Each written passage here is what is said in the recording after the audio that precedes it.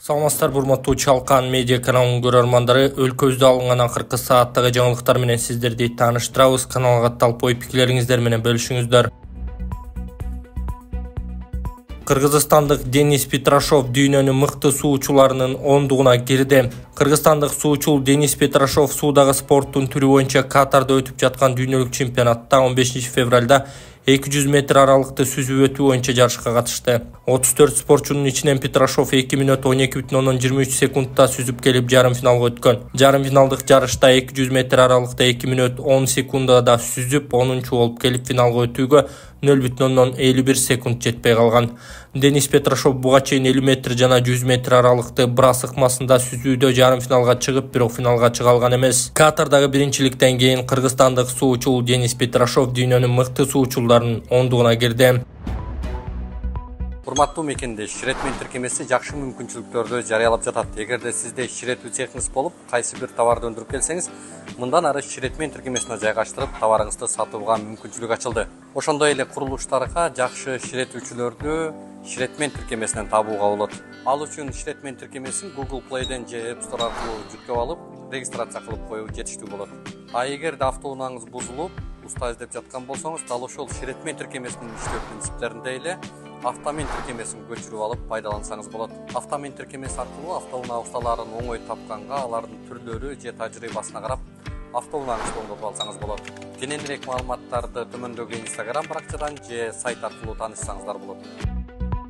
Евразия фонду Кыргызстанга 120 тез жардам унаасын алып берет. Евразиялык турукташтыруу жана өнүктүрүү фонду Кыргызстанга тез жардам унааларын сатып алууга грант бөлөт. Бул тууралуу Саламаттыкты сактоо министрлигинен кабарлашты. 15 февралда Саламаттыкты сактоо министри Алымкадыр Бейшеналиев Орусияга болгон иш сапарынын алкагында Евразия турукташтыруу жана өнүктүрүү фондунун аткаруучу директору Андрей Широков менен жолугушту. Тараптар Кыргызстандын саламаттык сактоо тармагын өнүктүрүү боюнча тез жардам унааларын сатып алууну камтыган жаңы долбоорду талкуулашты. Министр Евразиялык фондко Кыргызстандын саламаттык сактоо тармагын колдоо үчүн ыраазычылык билдирип, кызматташтыкты кеңейтүүгө даяр экендигин белгиледи. Жолугушуунун жыйынтыгында тараптар 120 тез жардам унаасын сатып алууга $3 миллион өлчөмүндө грант бөлүү боюнча макулдашууга жетишти.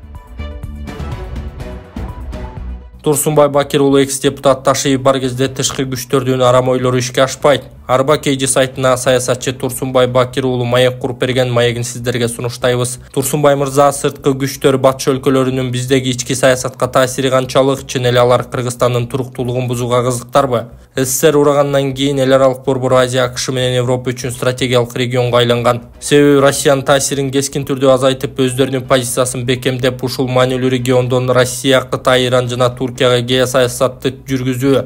Ал оюнан батыш ушул күнгө чейин кайта элек керек болсо максатына жетүү үчүн өздөрү каржылап жаткан күчтөргө, чөт өлкөлүк агенттерге, азыркы бийликке ким оппозицияда болсо баары менен бириккиле, каршы акцияларды бирге уюштургула жана бийликти кулатып коалиция түзүп башкаргыла деп буйрук бергени байкалып эле турат. Сөзүм куру болбош үчүн мисал келтирейин. 2020 жылдагы парламенттик шайлоого нараазычылык туулуп, эл борбордук майданга чыгышканда батыш кулдар менен орус кулдар биригип кетишкен. Садыр Жапаров менен Камчыбек Ташиевдин тарапкерлери эрдикти жана өжөрлүгүн көрсөтүшпөгөндө алар бийликти алып алышы ыктымал эле.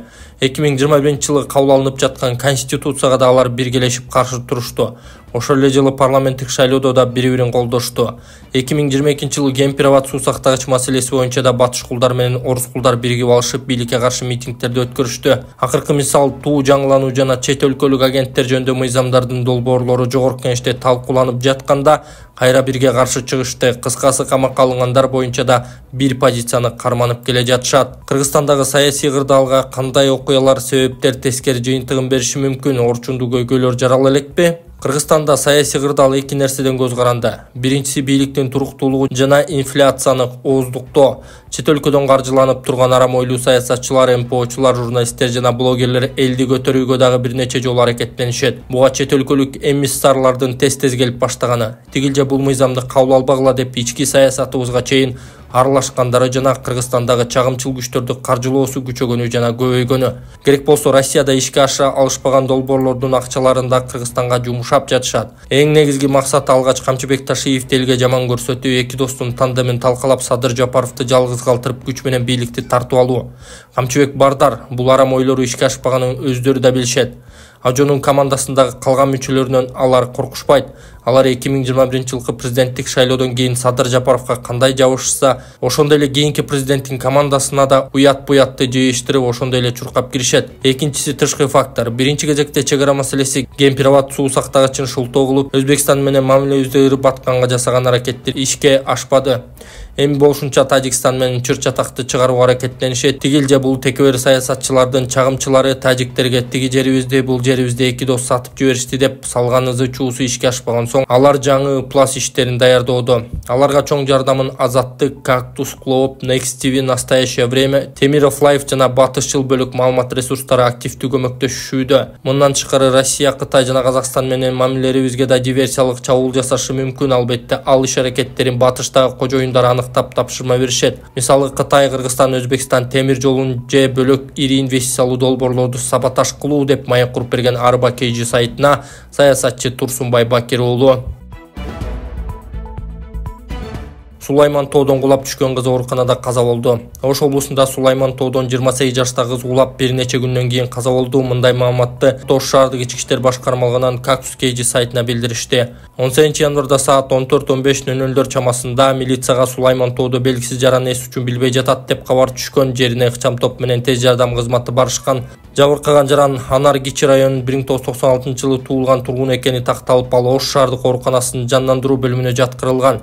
Жабырлануучунун алган жаракаты оор болгондуктан 13 февралда каза болуп калды. Окуя боюнча тергөө кызматы иш жүргүзүүдө. Алгачкы маалыматтарга караганда кыз Сулайман тоого чыкканда окуусунан тайгаланып кулаган. Камералардагы видеодон анын тоого жалгыз барганын көрүүгө болот дешти милициядан. Ош шаардык ички иштер башкармалыгынан кошумчалашкандай аталган факты кокустук катары катталып текшерүү жүрүүдө. Саламатсыздарбы, мен Эл Үмүтов фондунун жетекчиси Болотбек Айдаркулов. Сиздерге отчет катары сбор башталгандан бери 3 февралга карата сколиоз оорусу менен ооруган кичинекей кызыбыз Маликага 200 000 сом акча каражаты чогулду. Дагы 1 580 000 сом каражат жетпей турат. Келиңиздер, ушул видеого 1 мүнөт убакыт бөлүп, ушул Малика үчүн дагы бир жолу ушул каражаттын топтолушуна себепчи болуп кетиңиздер. Саламатсыздарбы, урматтуу кыргыз элим. Ушу сиздердин жардамыңыздарга муктаж болуп турабыз. Кичинекей кызыбыз Малика ушу кичинекей кезинен бери ушу сколиоз оорусу менен жабыркап келет. Ушу кызыбыздын биз дагы айыгып кетишин, элдин балдарында болуп ойношун, тилеген максаттарына оюна жетишин аракет кылабыз. Ушуга сиздердин жардамыңыздар керек. Ушуга биздин акчабыз, каражатыбыз жетишпей атат. Ошого жардам берип коюшуңуздарды өтүнөбүз. Акчага котором десеңиздер, Сбербанк Болотбек С деп чыгат, Мбанк Болотбек А деп чыгат. Ушул номерге которо берсеңиздер болот. Ага жардам берип коюңуздар, урматтуу кыргыз элим. Сиздерди жакшы көрөм. Ысык Көл облусунун өнүктүрүү фонду мамлекетке 192,8 миллион сом зыян келтирген. Ысык Көл облусунун өнүктүрүү фонду мамлекетке 192 миллион 843 миң сом зыян келтиргени аныкталды. Бул тууралуу башкы прокуратуранын маалымат кызматы кабарлады. Билдирмеге караганда көзөмөл органынын кызматкерлери аталган фондду текшерген. Анда фонддун жооптуу кызмат адамдары 2019-2022 жылдар аралыгында кызматтык абалынан пайдаланып, мамлекеттик органдардын кызмат адамдары жана жеке жактар менен коррупциялык байланыш түзүп, айрым жеке тараптардын кызыкчылыгы үчүн каражатты мыйзамсыз бөлүштүргөн бир катар коррупциялык аракеттерге барышкан. Мунун натыйжасында мамлекетке 192 миллион 843 миң сом зыян келтирилгендиги аныкталды деп жазылат маалыматта. Текшерүүнүн жыйынтыгы менен башкы прокуратура кылмыш жаза кодексинин 336-беренеси коррупция боюнча иш козгоп, тергөө жүргүзүүнү УКМКга тапшырганы айтылды. Эгиз кыздарын сабады деп энелик укуктан ажыратылган келин президентке кайрылды. Ош облусунун Араван районундагы эгиз кыздарын сабаган келин президентке кайрылып, аялдардын укугун коргогон уюмдардан жардам сурайт. Ал кыздардын өзүнө алгысы келерин, чүрпөлөрүн сагынганын Тимедиа редакциясына билдирген. Белгилесек, 7 февралда Араван райондук сотту 22 жаштагы келинди энелик укугунан ажыратуу боюнча прокуратуранын өтүнүчүн канааттандырган. Кыздарын көрбөгөнүнө туура 4 ай болгонун айткан келин мурдагы жолдошу кордук көрсөткөн дейт. Мени аябай урушчу, кышында кызымды жалаңач кылып чечиндирип эшикке чыгарып койгон. Ооруп калсам кимге зыян деп жатып алып ыйладым. Тим кой акыл кирет дейт. Кыздарымды аябай сагындым. Кечинде кийимдерин кучактап алып ыйлайм. Аябай жакшы көрөм. Ошол учурда стресс абалында жүргөм. Ачуу үстүндө кыздарымды уруп койгом. Жамандык каалап урган эмесмин, тарбиялуу болсун деп кол көтөргөм, деди ал. Келин президентке кайрылып кыздарды өзүнө алып берүү үчүн жардам сурайт. Балдарымды өзүмө алып берүүсүнө жардам көрсөтүүнү сурайм. Кыздарым өзүмдүн колумда, жанымда жүрүшүн каалайм. Жардам бериңиз, дейт кыздардын энеси. Эске салсак, былтыр ноябрь айында кыздарын заара ушатып койгондугу үчүн сабаган эненин видеосу тараган. Кийинчерээк келин кармалып, уруп сабап кыйноо беренеси боюнча кылмыш козголгон. Эгиз кыздар анын биринчи күйөөсүнүн экени, ал сабаган учурда экинчи күйөөсү менен жашап жатканы маалым болгон. Ноябрь айынын аягында Араван райондук прокуратурасы эгиз кыздарды мыйзамдуу кызыкчылыктарын коргоо максатында келинди энелик укуктан ажыратуу боюнча Араван райондук сотуна доо арыз келтирген. Кыздар өз атасына өткөрүлүп берилген. Алейкум туугандар, биз Кудай кааласа бүгүн 3-турга старт берген алда турабыз. 1 саат алдыңкы видеону көрсөңүздөр, тапшыруу аземине болду. Эми бул оюнга билет алыш керек, 500 сомго камера отургузуш керек туугандар. Бул машина менен тааныштырып коеюн туугандар. Российский номер экен дебеңиздер. Бирок өзүбүз айдаганга алганбыз. Чисто четкий машина туугандар. Таза машина. 500 сомго утасыздар. 2006 жылкы. Объему 1.5-те. Таза машина. 500 сомго билет алып утсаңыздар болот туугандар. Ушул көрүп турасыздар, кызыл цветте четкий машина. Кийинки машинабыз Nexia 2 дегендер үчүн Nexia 2 койдук туугандар. 2010. Бул дагы таза машина. Көрүп турасыздар. Буну дагы 500 сомго билет алып утасыздар туугандар. Биз WhatsApp билет номер алыш билети жазып койдук экранга. Ошол номер менен байланышып алсаңыздар боло берет туугандар. Главныйда бул эми көрүп турасыздар туугандар. Камера мунун баасында айтпай эле коеюн, сенасын билесиздер, күчтүү машина. Бирок кымбат машинаны 500 рубльдик оюнга силерге коюп бердим туугандар. 500 рубльге алып ушул машинаны утуп алсаңыздар болот. 2004 жылкы 2.4 объемдо коробкасы автомат, левый руль, бар жогу таза четкий машина туугандар. Бул машинадан тышкары эки телефонубуз бар. Көрсөтүп коёк. Samsung A24 деген бул оюнда дагы эки телефон койдук туугандар. Эки телефондон тышкары 123 миң сомдон пулубуз бар. Общий призибиздин саны 125 приз болот. 123 миң сомдук пул. 3 машина, 2 телефон 125 приз туугандар. Билеттин количествосы 3000 билет болот. 500 сомдон ушул биздин 125 призди утуп алсаңыздар болот. Билет алыш үчүн биз описанияга номер жазып койдук. +7 925 906 2704 саңыздар ушул номерде WhatsApp бар. Ушул номерде Сбербанк бар, Россиядагыларга жеңил. Сразу чекти жөнөтөсүздөр, билет барат туугандар. Кыргызстандан алуу үчүн Мбанк номерибизди жазып койдук. Момент чекти жөнөтөсүздөр, билетиңиздер барат. Кыскача атыңыздарды жазып коесуздар. Сиздер дагы российский номерге чекти жөнөтөсүздөр туугандар. 500 сомго билет алып ушул машиналарды утуп алсаңыздар болот. Билет алышка шашылып. Өкмөт быйыл Кыргызстанда өтө турган эл аралык мелдештердин тизмесин жарыялады. Быйылкы Бишкек шаарында бир катар эл аралык ири спорттук мелдештер өтөт. Бул тууралуу Министрлер кабинетинин төрагасынын орун басары Эдил Байсалов аталган спорттук иш-чараларды даярдоо боюнча уюштуруу комитетинин отурумунда билдиргенин өкмөттөн кабарлашты. Маалыматка ылайык Борбор калаада төмөнкүдөй эл аралык иш-чаралардын өтүшү күтүлүүдө. 21-26 февралда өспүрүмдөр жана балдар арасында бильярд боюнча дүйнө чемпионаты. 26 февралдан 3 мартка чейин бильярд боюнча дүйнө чемпионаты.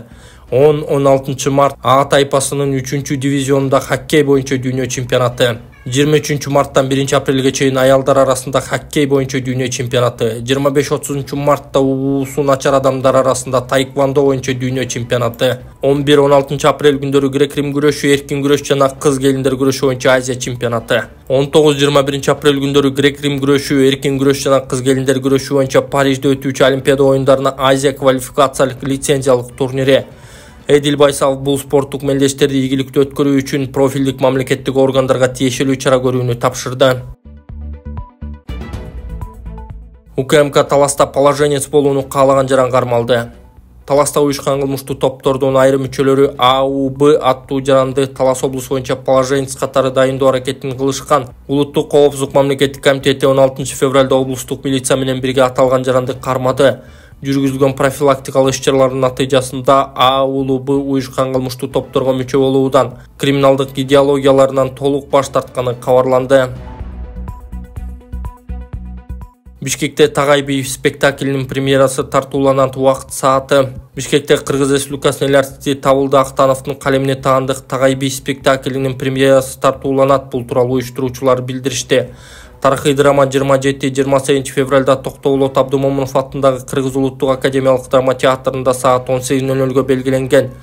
Режиссер Кыргыз Республикасынын эмгек сиңирген артисти Назым Меңдибайыров. Спектакль Маданият, маалымат, спорт жана жаштар саясаты министрлиги жана мамлекеттик тил боюнча улуттук комиссиянын колдоосу менен коюлары кошумчаланды. Кыргызстандык энергетиктер Тажикстанга барды. Кыргызстандын энергетика министри Талабек Ибраев баштаган делегация иш сапары менен Тажикстанга барды. Бул тууралуу аталган министрликтин маалымат кызматы кабарлады. Сапардын максаты эки өлкөнүн энергетика тармагындагы мамилени тереңдетүү жана чек ара маселеси чечилгенден кийин буга чейин башталып, бирок толук аткарылбай калган жумуштарды ишке ашыруу боюнча алдын ала сүйлөшүүлөрдү жүргүзүү. 3 күнгө пландаштырылган иш сапарынын алкагында күнү түнү энергетика министри Талабек Ибраев менен Тажикстандын энергетика жана суу ресурстары министри Далер Жуманын жолугушуусу болду. Анда министрлер К1 ГЭС, курулуп жаткан чакан ГЭСтер, жашыл энергетика, жеп, көмүр, касса, миң долбоору, чек аранын аймагында жашаган тургундардын электр энергиясына болгон көйгөйүн чечүүнү талкуулашты. Мындан тышкары Душанбе ЖЭП-2ге барып жылуулук борбордун ишмердүүлүгү менен таанышты. Кыргыз энергетиктери иш сапардын 2-күнүндө Тажикстанда курулуп жаткан ири ГЭСтерге барып талкуу жүргүзөт. Бишкектин абасынын сапатын жакшыртуу боюнча чаралар планы бекитилди. Министрлер кабинети 2024-2025 жылдарга Бишкек шаарынын абасынын сапатын жакшыртуу боюнча биринчи кезектеги чаралардын планын бекитти. Документ шаардын экологиялык абалын жакшыртуу, айлана чөйрөгө жана калктын ден соолугуна терс кесепеттерди алып келүүчү зыяндуу таасирлерди азайтуу максатында иштелип чыккан. Документти иштеп чыгуунун зарылчылыгы соңку жылдар борбордун абасы кирдегенине байланыштуу. Бишкек шаары акыркы жылдары абасы булганган шаарлардын катарында.